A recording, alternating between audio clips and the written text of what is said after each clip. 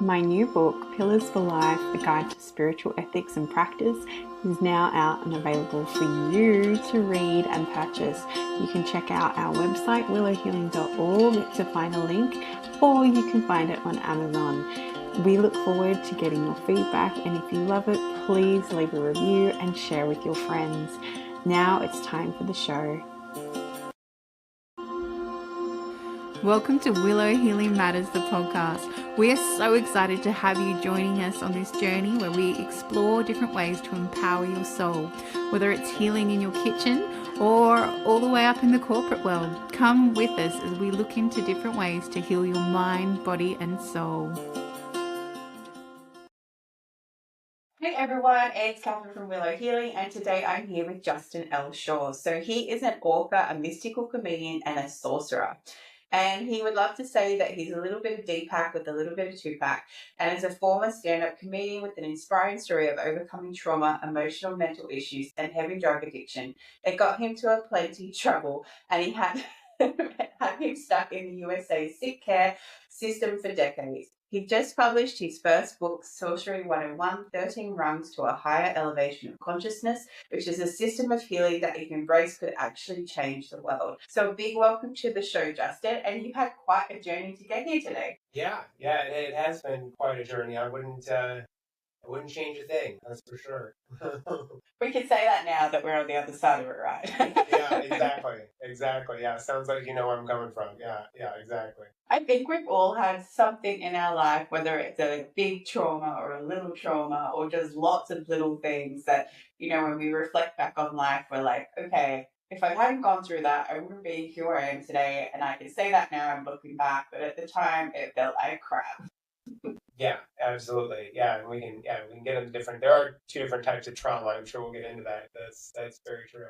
So I guess where do we start? So you were, sounds like me, you were searching for something for so long, and then you got stuck in a system that you really wanted to get out of. Yeah. So yeah, you kind of talked about the traumas, and there are two different types of trauma, right? There's capital T trauma, which are kind of knee jerking, events that sexual abuse, physical abuse, these kind of knee jerking moments of, death of someone, maybe in a car accident, these traumatic moments, and I've certainly had my fair share of those, more in adulthood. But then there's this lower T trauma. That's this like slow burn trauma. That's kind of an emotional neglect, or when a child is told disparaging things, and are not really necessarily abused in any way. But for me, I wasn't told disparaging things, but I wasn't told positive things either. I was told nothing. I was brought up in an emotional vacuum of a home. There's a lot of pop culture in my book, and I always like to say my home was like Fight Club. The first rule was you do not talk about your feelings, and the second rule was you do not talk about your feelings, and that's how it was. We just talked about nothing, vulnerability, nothing. My mother never warned me about things. She never taught me anything. It was just me and her growing up. My father has, even if my father was around, he's an emotional enigma as well. And these are people who don't say the word love. They're not touchy feely people. And I didn't get loved. I didn't get told I was important. I didn't get told I was cared about. I got told nothing. So I wasn't told disparaging things, but I wasn't told any positive things either. I was kind of, my parents were in the middle of the divorce, and I got kind of ignored. And so it just this when a child's not told these things, they kind of look to the world for validation and safety and love, and the world is always going to tell them they're unsafe, unloved, and not. So that's what happened with me, and that led to a lot of drugs and vices and all kinds of things in my 20s in particular. And yeah, that whole time, I just was really just miserable, like looking for something. And I finally went to rehab in my kind of mid 20s. That didn't really take. I had to go another time. And the second time, though, it seemed to take a little bit better. And I was introduced to kind of AA and the kind of that whole thing. And then, AA is kind of disguised Christianity. So I kind of got, they kind of go hand in hand together. So I kind of went that route for a while. And that worked for time being. But unfortunately, AA, the focus is on sobriety, and it's not necessarily it's about to kind of heal as much so that you're sober, but there's no emphasis on thriving or your goals or your vision of who you want to be, make you be in a person. It's just, we're going to get you sober. And so I got sober, and I was sober for years, and it was like, okay, I'm sober, now what? And that kind of led me to, um, some events that happened in my life. My mother died, my sister died, a close childhood friend died. I had an event where I was attacked in the face by a dog. I got the scar right here. And then I had an instance where my fiance had just decided to up and leave and move across the country and take our infant son and just cut me out of their life completely. I haven't talked to him in 2.5 years. And these are events that just, it's not to separate to say, well, it was me. It's just these things happen. And so at that time, that's when things really started to go in my mind. That was like, okay, there's got to be reasoning behind this. There has to be meaning found in this. And that's when these events started happening in my life that I wrote about, and um, connecting to the field and these really exciting things. That was the vision for the book and this whole healing thing. And I can get into that if you'd like to. But that's the background right there. Yeah, and thank you for sharing that, Justin, because that's such a traumatic story, but in a good way, because you can talk about it now and it's not as triggering because you did what a lot of people don't. You didn't get stuck at that point, when everybody's dying and your son was taken away and everything like that. You didn't get stuck in the why me. You're like, but why is this happening at a bigger level? You were curious and you went into that adventure. And that's normally where that shift happens, right? From instead of like, why is this happening to me? It's like, no, what is this? What's going on here? What's the bigger thing? And your question of now what? That is such a big thing, right? Like when you go, now what? Okay, we're here. And now what? And it's that curiosity and that wonder that drives you to look further into what's going on in your life that's happening on the outside and what's going on the inside when you're going through all of that. Yeah, no, definitely. It was horrible. I mean, going through that, but these moments just brought me to a place of just spiritual bankruptcy, just complete spiritual bankruptcy. And I realized that is what is at the core of everyone's issues. We especially here in America, we separate everyone's symptoms. Everyone, all these things we have, any disease labeled chronic, essentially is an issue of imbalanced energy. We are great at acute injuries here. If I fall and break my arm and the bone is sticking out, I don't want to be sent for acupuncture. That's not an appropriate response, right? So we need doctors, and I never talk bad about them. But the thing is after you go to a doctor and the doctor sets the bone, it is the body that heals itself. The doctor's part is done. And so what this whole system I kind of came up with is, it is like setting the emotional bone and letting the body heal itself. But we're never going to be able to heal from these events of childhood or trauma or all these things without first setting the emotional bone, setting the spiritual emotional bone. And that's what so many people struggle and don't understand, is that we have to get in there, and it's not easy. I mean, you go in for surgery and set a bone, it doesn't feel good, but it is necessary for that to heal properly and to heal all the way, and it will be almost completely normal. What's left, after something like that happens, is a scar, and the scar never goes really anywhere. But you don't really want it to go anywhere because it's a reminder. And that's the same thing with our trauma, is that you can detach, once you detach the emotional reaction from the memory. That's the PTSD, is this memory, and then the emotional reaction in your body feels, and you're in that moment when it's really not happening. Once you can discharge that, and the memory is there without the reaction, now your trauma is alchemized into wisdom, and so that's what this whole system is focused on, is setting the emotional and spiritual bones so the body can heal itself. But just no one knows how to do that. No one has any idea the chronic condition, especially here in America. No one, a chronic condition can only be managed. It cannot be cured. And there is a big reason behind that too, is a cured individual lines no one's pockets. And it's not to say every doctor is greedy, but a lot, like it's, if we cure you, well, now you're cured and you're off, and well, now we can't take your money. So the chronic disease is a huge moneymaker in here, and no one understands how to actually cure it. And they say that it's incurable, but it's really, that's bullshit. So that's what this is about. It's about curing, getting into the original root cause of chronic conditions, which is spiritual bankruptcy. Yeah, and I guess that's such a important point. And I love that you said, alchemizing the wound into wisdom, because that is such a powerful way to look at wounds. And exactly what you said, your wound will never go away, but it's when you can learn from it and also, learn like what your triggers are and learn what your fears and your doubts are that constantly come up and you befriend them, then you can actually move forward more in life and you can actually ask more of those questions, like you said, like, what's the source of this? Where is it coming from? Which we'll get to your book in a minute. But, where is it actually driven from? Because a lot of people go, oh, I've got sinuses. I'm like, oh, okay, you're blocking your intuition. Like, what? And it's like, well, actually, there's an energetic component underneath it as to why there's that feeling there. I said, because that's where your third eye is. That's where your inner wisdom is. So if you're having a lot of sinus issues, that's why you can't project forward. Another one that I think of straight away is, when people lose their voice and they're like, oh, I lose my voice all the time, like, you're not speaking your truth because your body will just keep, internalizing those emotions and that wisdom. And it'll come out as dis-ease in your body. That's the whole point, right? It comes out as dis-ease. And when you open to and curious like that, and I'm so with you as well that we still need doctors to help set bones and that sort of thing. But if it's, if my digestive system's out, I'm going to go get acupuncture or I'm going to go, to my team of like my homeopath or my naturopath or whatever. I'm not going to go to the doctors, but that's just my mindset. So, yeah. So I guess like for anyone listening, so Justin's book, which I'll make sure it's definitely in the show notes, is called Sourcery, but it's spelled Source. Yes, like source, Yep, and then the re.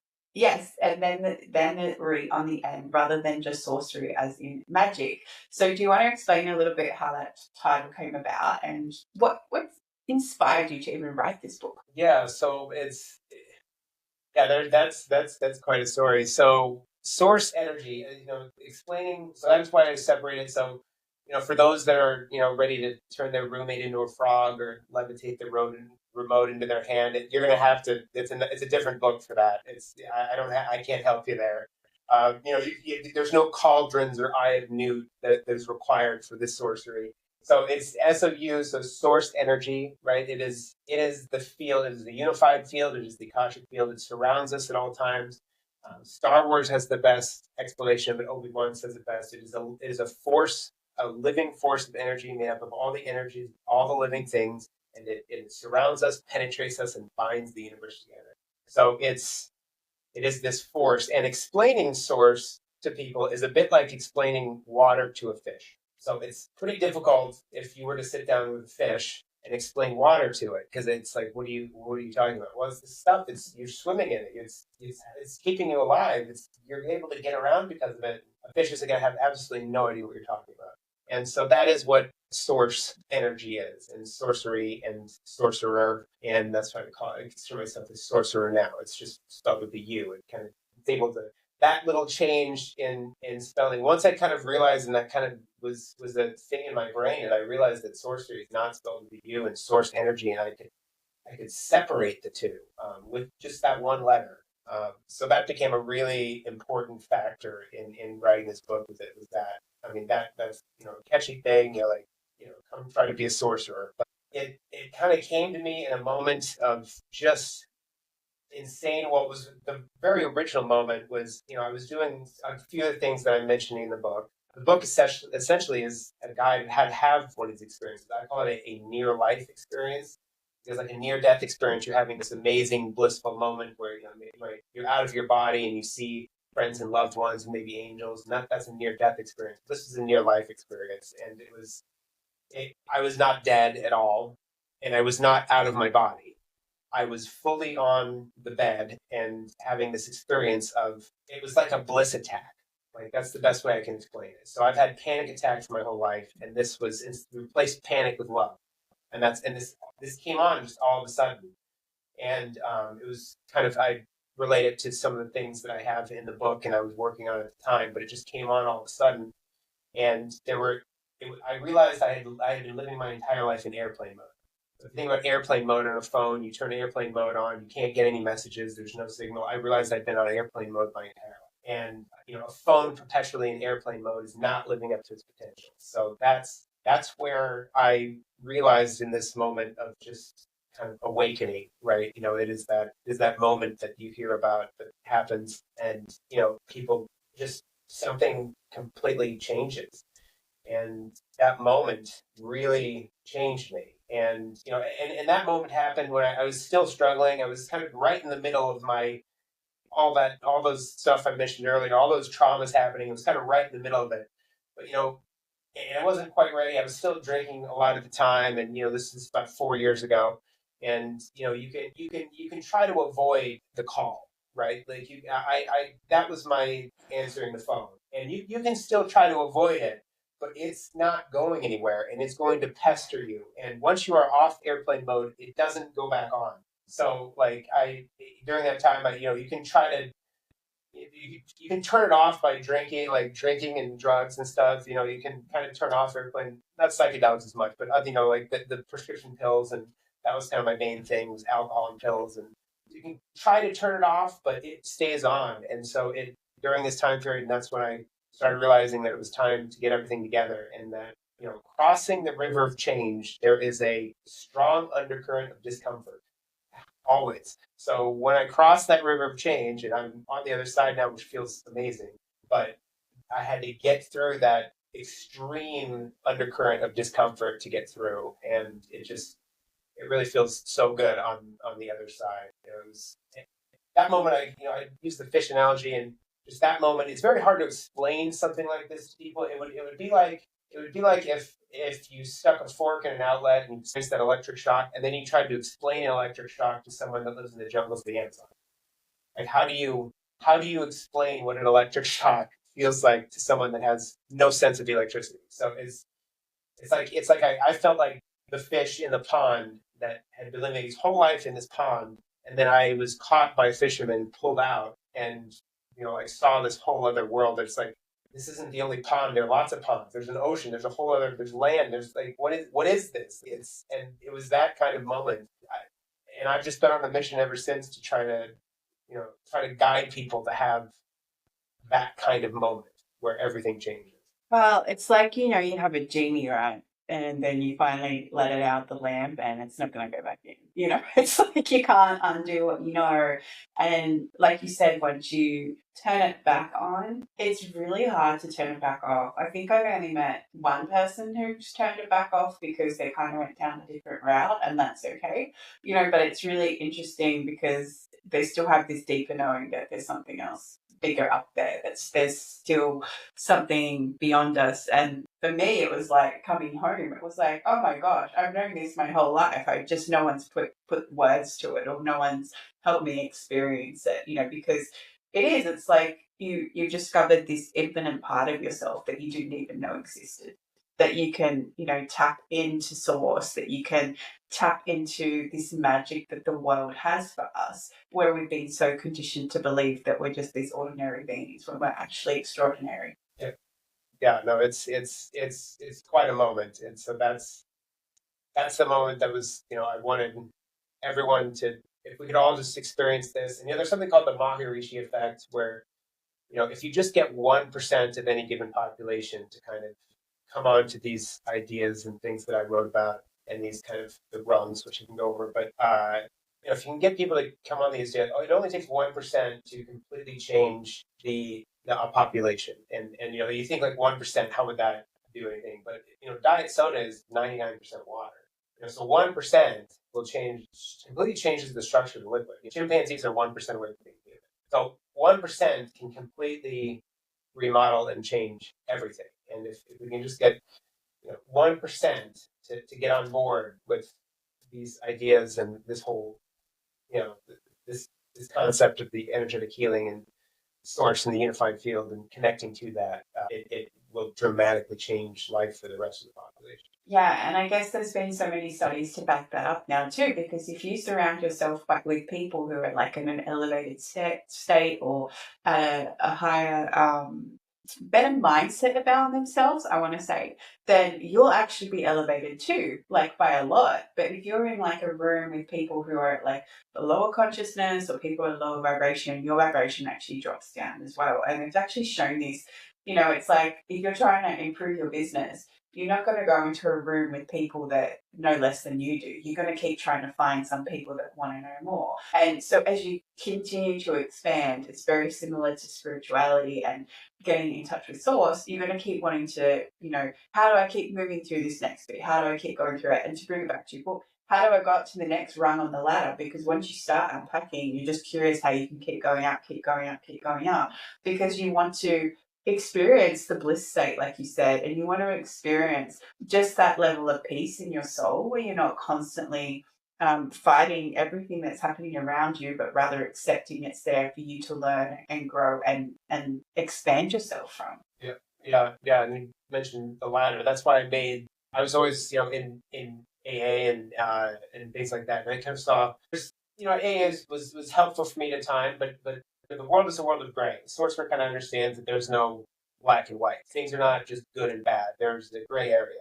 Like Christianity was something that was very helpful for me at a time, but when my mother was dying, it was extremely destructive. So, because I thought she was going to hell, and all these nasty things it traumatized me way worse than just her dying. So, these things, it's kind of it's a main point of the book is to understand the world is a world of gray. It is not black and white. And AA is one of those things. It's a bit disguised Christianity, but one thing I saw was the kind of the 12 steps, and here's something that was kind of organized and put in place and seems to help people. So when I thought of like how to organize all this stuff in my mind that I had tapped into, this book was not written like with my mind.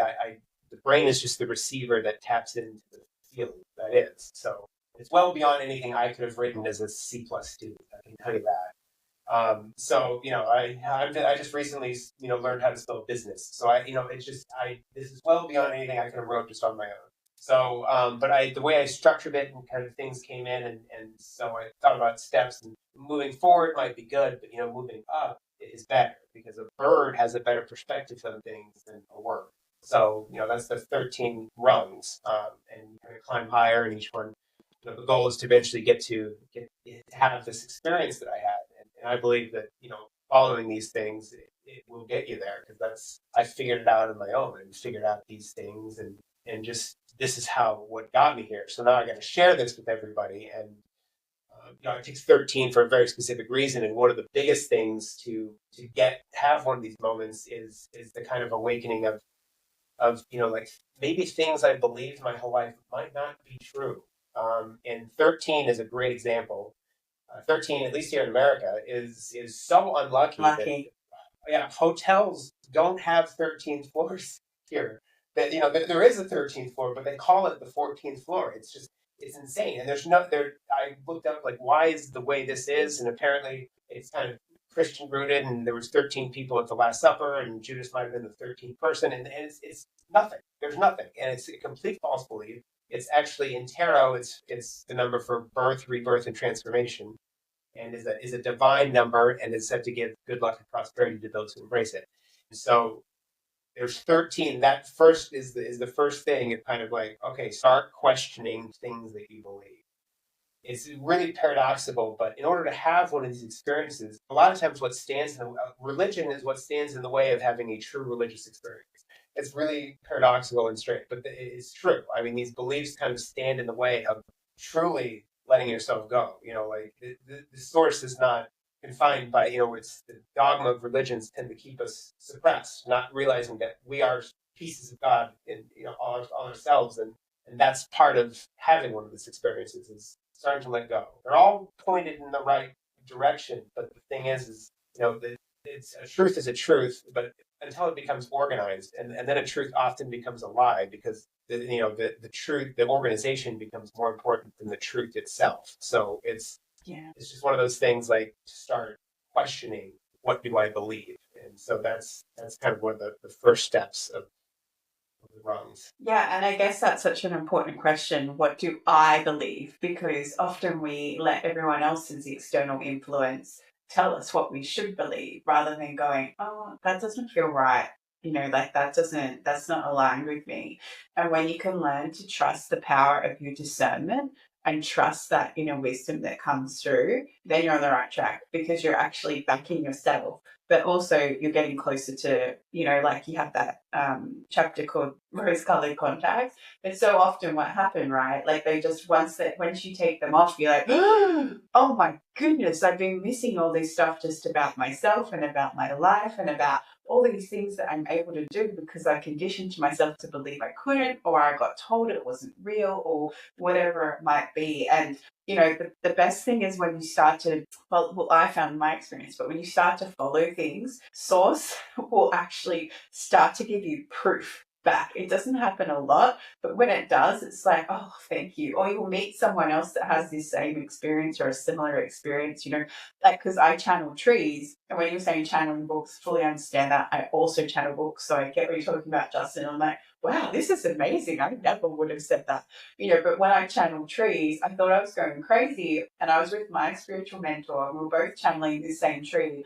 And at that very moment, we both got the same name for the tree. So I was like, we couldn't have possibly preempted that or made that up. Like it was such a nice confirmation at that point. All right, we're on track here. This is really happening and this is what's going on. So, when you start to step out of that, that illusion of what life is. And like you said, you start to question everything in your beliefs, like the number 13. My husband's born on a Black Friday. So we talk about that often, right?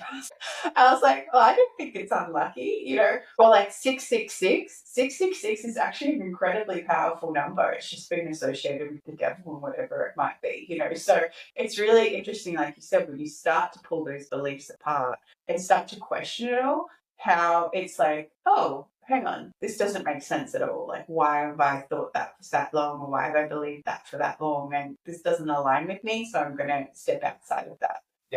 Yeah, it is. It is about just not. There's a lot of sheeple. I call them sheeple because it's just that just people tend to want to just be told what to do and follow everything and follow. But the truth is, 98% of society will spend 98% of their free time on shit that does not matter. So, when it comes to following the masses, sometimes the M is silent.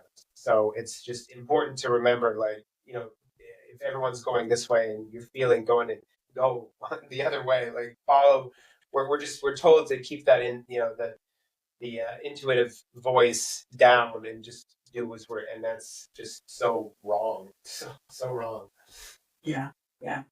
So I guess when you were writing the book, was there anything that came through and you were like, oh my gosh, that makes so much sense now? Or was it like, oh yeah, this is what's been happening in my life? Yeah. There were definitely some things that kind of came through and was like, oh, okay, so like that's how things work. So I did a lot of studying the kind of quantum realm and quantum physics, and that's the real physics, and science wants to separate it. It's like, oh, science is a very small and science is the big, it's separate science, and they're not. And one of the things that I was interested in, entanglement and things that like you can, if you think about a person and they call a minute later, that's kind of that entanglement. I was thinking about like how does that work, and because it makes sense, if we all started as one thing before the Big Bang, the Big Bang created this illusion of separateness. There really is no separateness; that it's all illusionary. And I kind of thought about, yeah, we're all one consciousness having different experiences. And,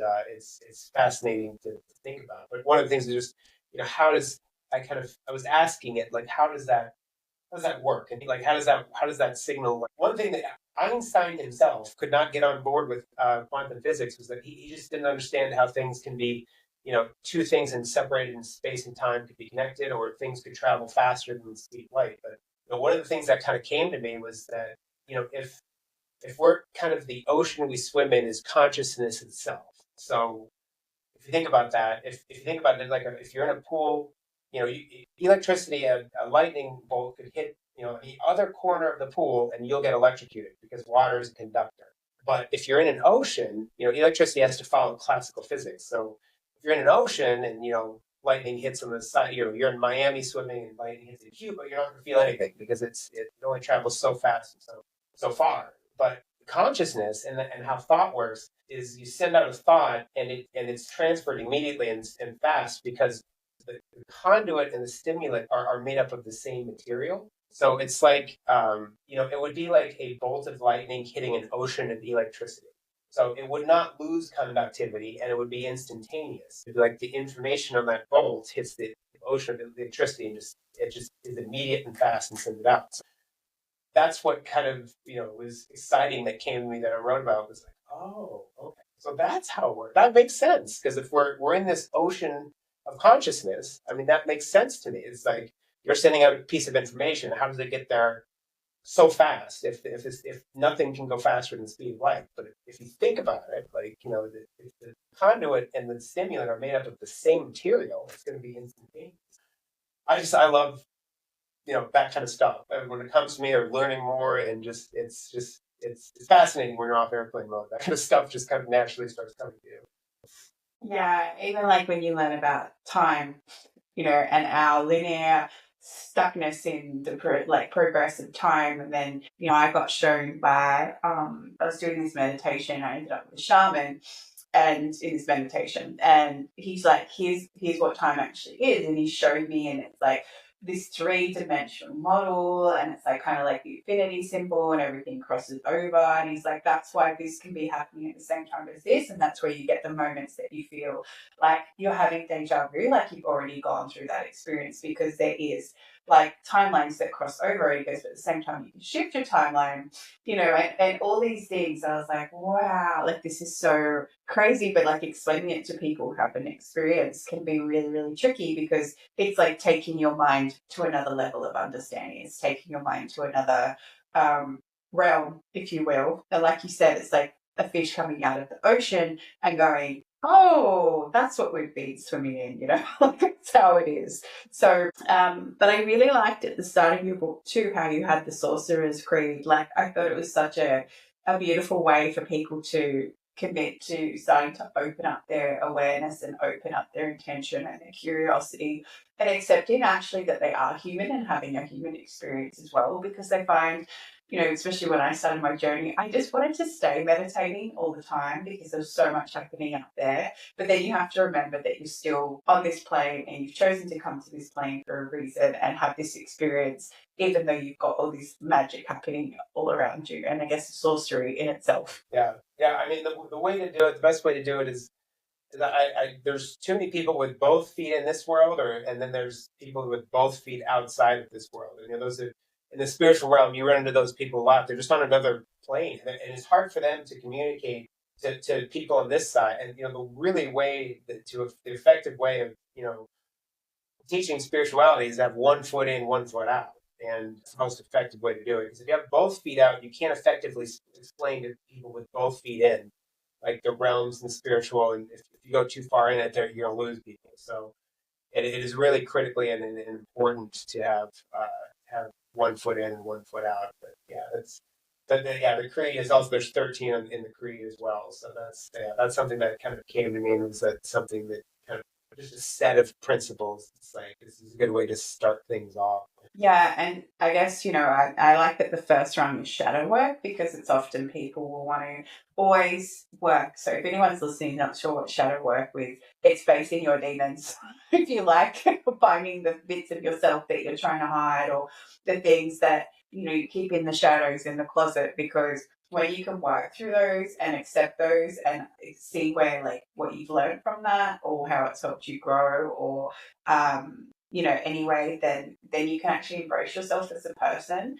And a lot of people will look for, well, I found external ways to work on themselves, but you have to start and do your healing from within. You have to start there first, and then you can start to expand more, because it's when you're okay with yourself, or not even fully, but when you're aware of yourself, that you can then tap into more. Yeah, shadow work. That's why it's the first rung, because you have to start there. As the reactionary side to us. You introduced me, and I said that, I'm a little bit Deepak and a little bit Tupac, and that's the truth. There's the divine and there's the shadow. There's this divine side of us, and everyone has it. Good and bad people really don't exist. There's just people making choices every day of who they want to be, and it's there's the Native Americans here say we have a light wolf and a dark wolf, and which one to feed more is the one that dominates. So it's just important, that dark wolf. And I like to compare the shadow to, like a car. So some people, their shadows are driving the car, and these are people with dumpster fires for life. And that was there. Like, I'm not talking about it, just their life is just a dumpster fire. They're constantly in trouble, or getting fired from job all the time, or in jail. And I mean, relationships, it's just horrible. And then there's people where their shadow is in the passenger seat. And this is better than it driving the car, but these people tend to be able to function in society just fine. But maybe they have relationship issues. They can't hold a relationship down, where they're serial cheater, or maybe they drink a little bit too often, but they're functional. Because when you're driving a car, your passenger is pretty involved in the conversation usually.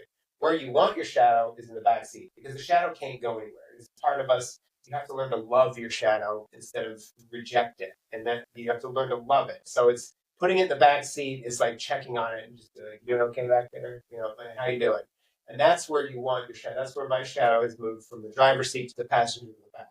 In my 20s, it was driving. In my 30s, it was more passenger, and now it's in the back. It feels very, very good. But I check on it. I love it. I've named it because it is not me.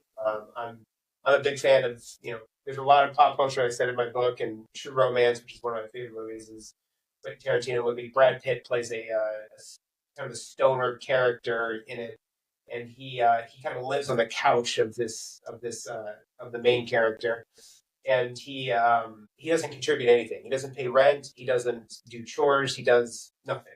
But the one who owns the house, loves him like a brother. So he just lets him sleep on the couch and stay, and doesn't do anything. Just smokes weed all day and does nothing. His name is Floyd. So I've named my shadow Floyd because it doesn't add a lot to my life. That he doesn't. There's just he was created at a time, and that's fine. But I have to love him like a brother because we're family, and he's just going to stay on my couch, and I'm going to live my life, and he's there. So it's really good for people to name their shadow and understand when the shadow is talking and when the divine is talking. And that's what that whole rung is about. Is getting in touch with your shadow and understanding that you are not the shadow. You are the awareness of the shadow, and that's an important thing. Which is such a beautiful analogy because it's so true. You can't ever. It's like people who try and get rid of their ego. Your ego's always there. It's part of being human. You just got to, like you said, put it in the back seat and just hi ego, hello again. And accept that it's there and that it's part of you. So I think that's such a beautiful way. And I love that you use pop cultures, especially there's lots of Star Wars in your book and Hogwarts and everything. And it just makes it more relatable, especially if anyone's like, oh, not Star Wars again. Honestly, Justin, the amount of interviews I talk about Star Wars on it's hilarious. But well, the force is real. I mean, that's just the best way to explain it. It's not all about Star Wars. But there's a lot of different. There's a little bit, but it explains source, and the best source is the force. And I like to tell people and say, may the source be with you, because it is very similar to that. Yeah, well, my favorite was I was watching Obi-Wan, the series, with my husband, and at the end, because he couldn't connect with anything, because he just kind of turned his back on everything. And at the end, he's part of I can't remember his name, but he shows up again. He goes, where have you been? He goes, I've been here the whole time. You just forgot. It's just like, because once you're connected, you're always connected. It's just if you choose to listen or not is the biggest thing, and if you choose to turn those voices down and let the shadow come forward, or like you said, put the shadow back in the back seat and let your true self shine through, that is when you're going to have a very different life and very different outlook onto what's happening to you. Yeah, and I love the use of things like that and seeing things once you're kind of awake and you watch. I grew up in front of the television because I didn't have a lot of interaction with parents or people much. So pop culture is a very important. But now that I see pop culture in a different way, and I've figured out that a lot of the answer to our life's riddles are hidden in the nooks and crannies of pop culture. So it was really fun with all my already knowledge in here. I tapped into this thing and channeled it, but it channeled through my humor and through my subconscious, through my experiences, through all my pop culture knowledge and ancient wisdom that's been there since the beginning of time. But the reason Jesus was such an effective leader and teacher was he used these parables that made spirituality make sense. Unfortunately, these parables are 2,000 years old; they're a little bit dated. So, I'm trying to bring it to where people can understand a little bit and use parables and metaphors and stories to try to explain what this is. Yeah. Exactly. And it's exactly like you said. It's like trying to explain it in many different ways so that people can resonate with it on some level so that they can actually grasp a concept and just, even if it's just one thing, like one seed, it's enough often to then set people off on that inquiry and, questioning everything and questioning beliefs. And that's what we want. We want people waking up and starting to question things. And, even I have a little one too, and he questions so much.